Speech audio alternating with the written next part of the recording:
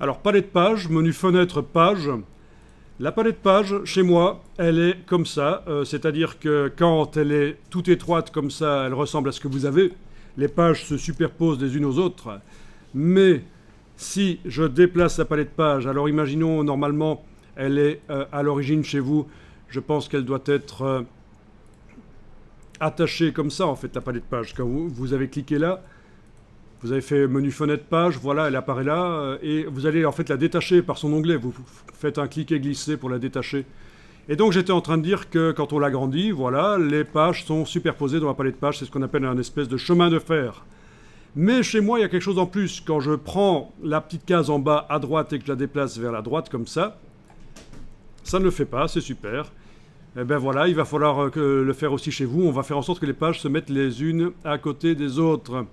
Vous allez dans le menu de la palette page. Donc chaque palette a un menu.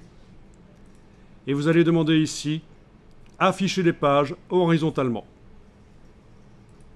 Voilà, les pages se mettent les unes à côté des autres. Ce sont des doubles pages, bien sûr, c'est un document recto verso. Les pages se mettent les unes à côté des autres si vous avez agrandi la palette, parce que si elle est toujours étroite, vous avez toujours le même résultat. Ça suppose que vous avez agrandi la palette avec sa petite case en bas à droite. Les pages sont l'une à côté de l'autre, comme ça, voilà. Également, les gabarits des modèles de pages qui sont là sur le dessus de la palette page. Sur le dessus de la palette page, vous avez des gabarits qui sont toujours l'un au-dessus de l'autre. On va également les mettre l'un à côté de l'autre. Vous allez dans le menu de la palette page. Donc tout à l'heure, on est allé dans afficher les pages horizontalement, mais ici, il va falloir aller jusque option de panneau. La dernière ligne du menu de la palette page, option de panneau. Et vous allez décocher montrer verticalement. Vous décochez montrer verticalement en ce qui concerne les gabarits, les masters en anglais. On décoche ça, ok. Et les gabarits sont l'un à côté de l'autre, c'est quand même mieux. On va peut-être modifier les dimensions des pages. Dans les dimensions des pages, pas dans le document, mais dans la palette page. Les dimensions des vignettes, je veux dire. Alors, pour modifier les dimensions des vignettes, on va dans le menu de la palette page, jusqu'à la dernière ligne, option de panneau. Et là, vous avez possibilité de modifier la taille des pages, la taille des vignettes de pages dans la palette page. Donc, je vais par exemple choisir extra large. Même chose pour les masters, pour les gabarits, extra large. Ok. Et voilà. On voit un peu mieux les choses. Peut-être que dans le cas de mon écran, qui est quand même assez petit au niveau de son nombre de pixels, je vais prendre juste large, mais vous pouvez prendre extra large, il n'y a pas de problème, ça devrait donner bien sur votre écran. Voilà.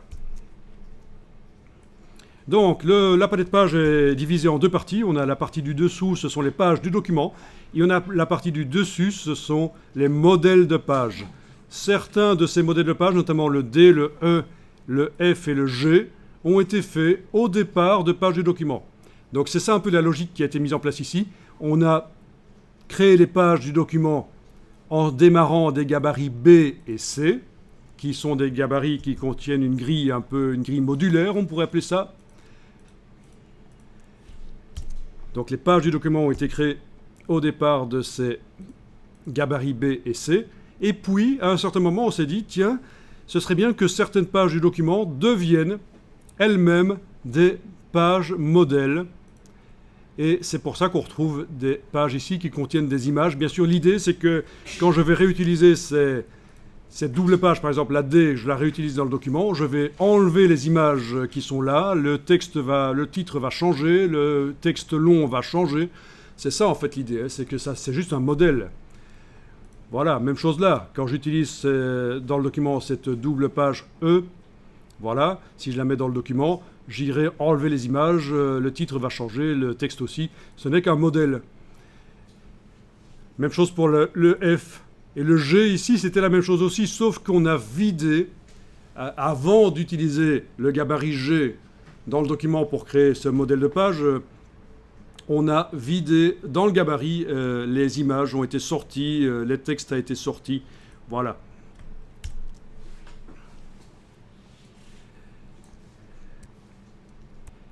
Eh bien, essayons de créer au départ du gabarit G, du modèle de page G, essayons de créer une nouvelle page. Donc vous allez simplement activer les deux pages du gabarit, là, clic, majuscule, clic, les deux pages sont activées, et vous allez les déplacer dans le document, par exemple à la fin du document. Donc vous prenez, après avoir activé les deux pages avec clic majuscule clic, vous prenez une des deux pages et vous la déplacez. Et à la fin du document, là, c'est bien là à la fin. Oui, ça doit être ça à la fin. Il n'y en a pas là? Non, il n'y en a pas là. Voilà, vous insérez. Vous voyez une ligne verticale qui vous dit que vous allez insérer. Et voilà, vous avez le gabarit G qui est là.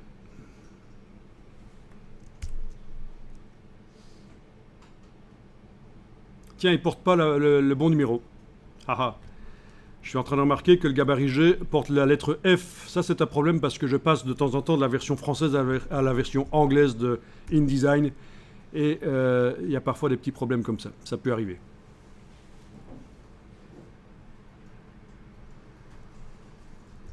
Ou c'est parce qu'il utilise le gabarit F, en fait. Oui, il utilise le gabarit F. Je vais vérifier. Ne faites rien. Je vérifie juste ici que...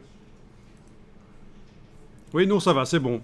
Donc, il porte bien la bonne lettre G. D'ailleurs, c'est ce qu'on voit ici. C'est le gabarit G. Les pages sont basées sur le gabarit G. Bon, il se trouve qu'on a du parentage de gabarit ici. Le gabarit G utilise le gabarit F, qui lui-même utilise le B. C'est pas très important ici. C'est du parentage de gabarit, mais c'est pas très grave. Enfin voilà, vous avez déplacé le gabarit G, les deux pages là. Vous avez normalement des pages 22-23, vous avez ça qui utilise le gabarit G.